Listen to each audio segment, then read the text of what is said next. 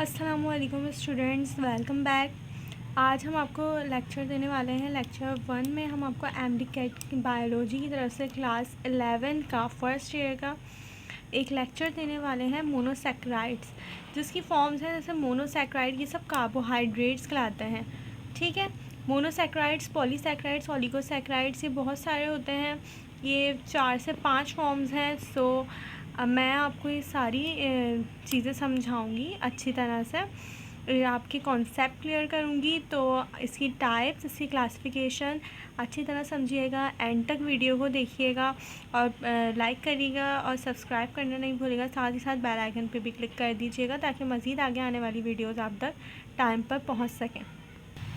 तो इसी के साथ में आपको लेक्चर स्टार्ट करते हैं अपना मोनोसैक्राइड्स। इसके कुछ पॉइंट्स हैं। पहले मैं आपको उनका मेन पॉइंट, जो इसके इम्पॉर्टेंट मेन पॉइंट्स हैं, जो एमसीक्यूज़ वगैरह में भी आपसे पूछे जा सकते हैं, उनको मैं आपको समझा देती हूँ। अच्छा, तो हमारे पास है मोनोसैक्राइड्स। मोनोसैक्राइड्स क्या होते हैं? दे आर सिंपल शुगर, ये सिंपल शुगर की फॉर्म है। They are sweet in taste, ये टेस्ट में स्वीट होते हैं। They are easily soluble in water, ये पानी में ईज़ली, आसानी से बहुत हल हो जाते हैं, सॉल्यूबल हो जाते हैं।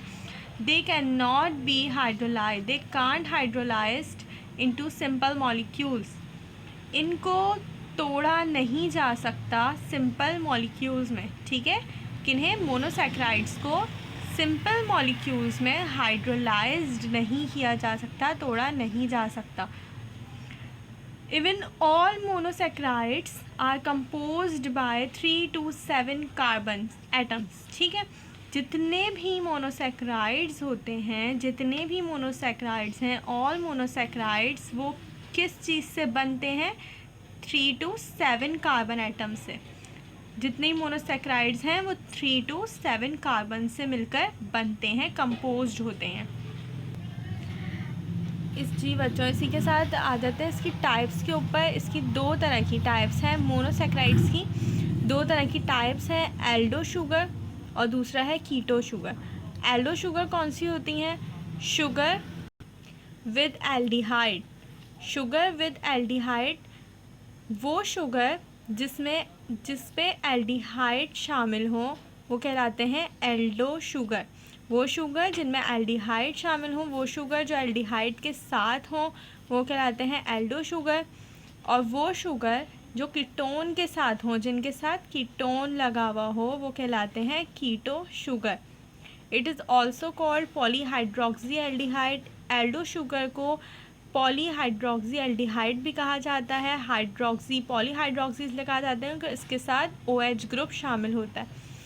और कीटो ग्रुप को it is also called polyhydroxy ketone कहा जाता है क्योंकि इसके साथ भी OH ग्रुप शामिल होता है, इसलिए इसके नाम के साथ पॉलीहाइड्रोक्सी लगता है। ठीक है, एल्डो शुगर की एग्जाम्पल में मोस्ट इम्पॉर्टेंट एग्जाम्पल जो है, इसकी कॉमन एग्जाम्पल, वो है ग्लूकोज आ जाती है, और कीटो शुगर में फ्रुक्टोज आ जाता है।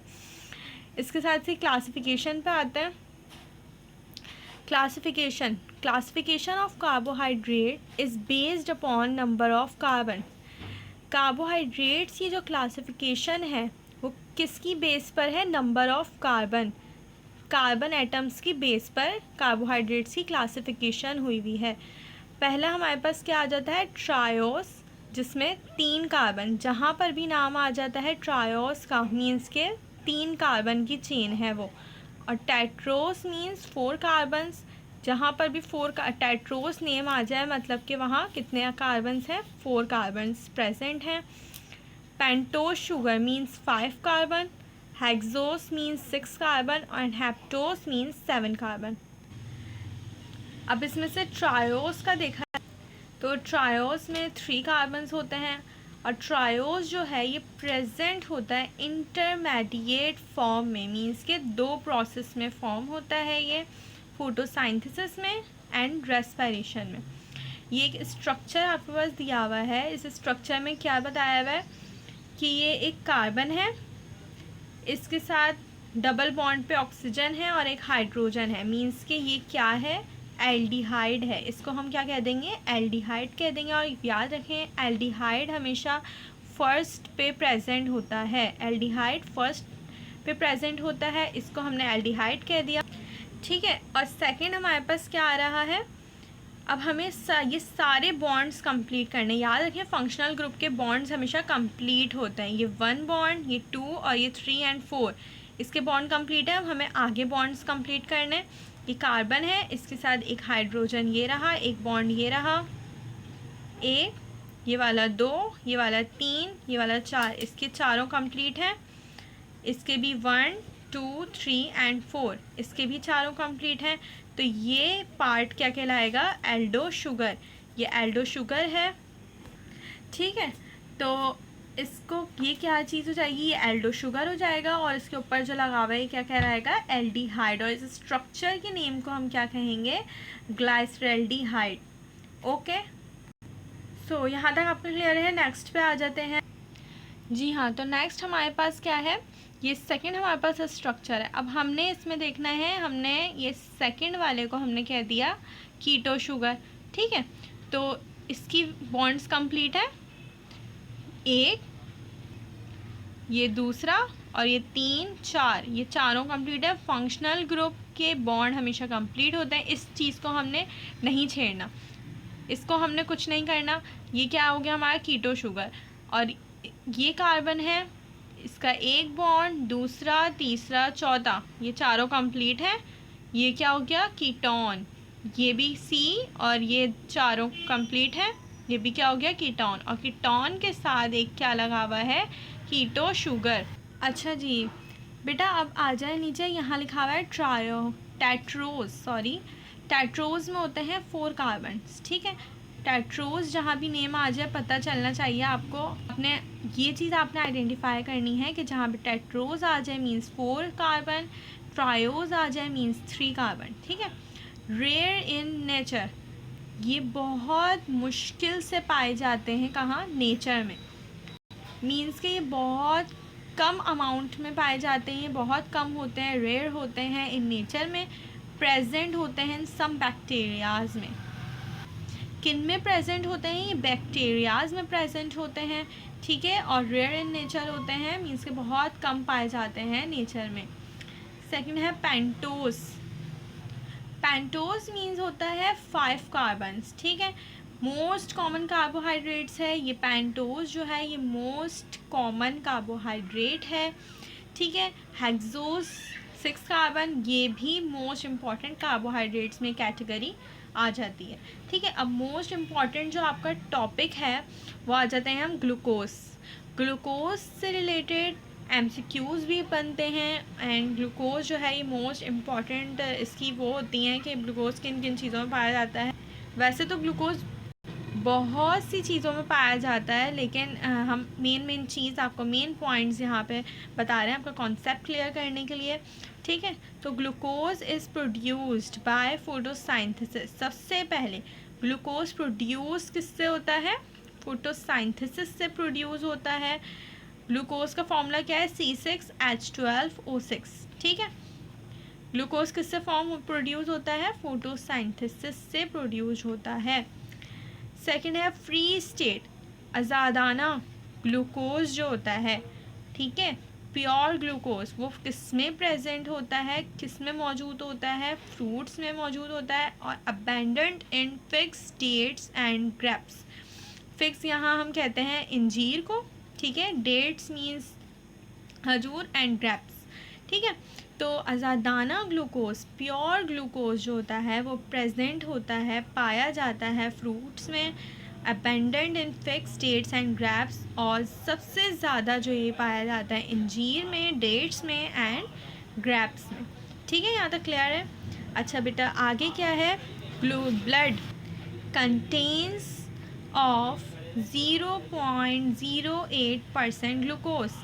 ब्लड के अंदर ये चीज़ आप लोगों ने लाजमी याद रखनी है, ठीक है। इस चीज़ को आप लोगों ने लाजमी याद रखना है कि ये MCQs में भी आपके आ सकता है, मोस्ट इम्पॉर्टेंट क्वेश्चन, कि ब्लड के अंदर 0.08% ग्लूकोज जो है पाया जाता है, ठीक है।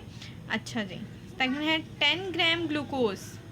10 gram glucose is used of 717.6 kcal of solar energy, kilo calorie of solar energy.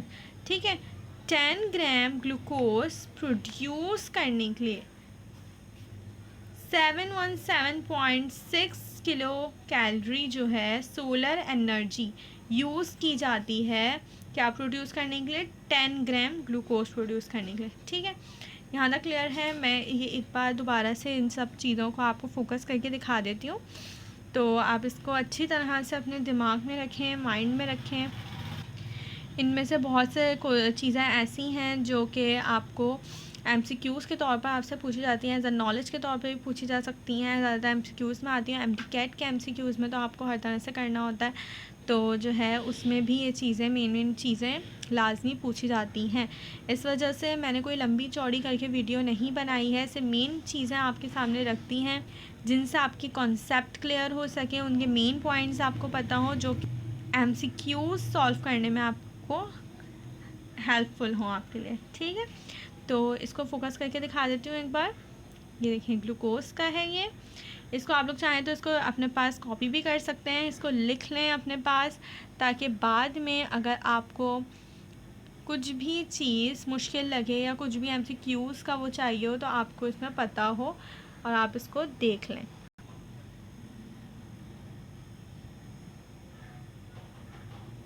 इसकी अच्छी तरह से टाइप्स देख लें, इसके पॉइंट्स देख लें, क्लासिफिकेशंस देख लें। ठीक है, और इसका स्ट्रक्चर भी मैंने आपको एज एग्जांपल जो बताया था वो भी देख लीजिए। और याद रखिएगा हमेशा एल्डिहाइड फर्स्ट पे लगता है। ठीक है, फर्स्ट पे एल्डिहाइड लगता है। सो बच्चों, आपको वीडियो पसंद आई हो तो प्लीज़ इसे लाइक करना नहीं भूलिएगा, सब्सक्राइब कर दीजिएगा, साथ ही साथ बेल आइकन पे भी क्लिक कर दीजिएगा। मज़ीद आने वाली वीडियोस में हमारे साथ रहिएगा, देखते रहिएगा, समझते रहिएगा, एंड दुआओं में याद रखिएगा अपनी। नेक्स्ट लेक्चर में मैं आपको पॉलीसैकेराइड्स, ओलिगोसैकेराइड्स, ये सब भी डिसएकेराइड्स, ये सब मैं आपको अच्छी तरह से एक्सप्लेन कर दूँगी। इनके भी आपसे कॉन्सेप्ट क्लियर हो जाएंगे टाइप्स क्लासिफिकेशंस के साथ। तो दुआ में याद रखिएगा, अपना बहुत सारा ख्याल रखिएगा। मिलते हैं नेक्स्ट वीडियो में। अल्लाह हाफ़िज़।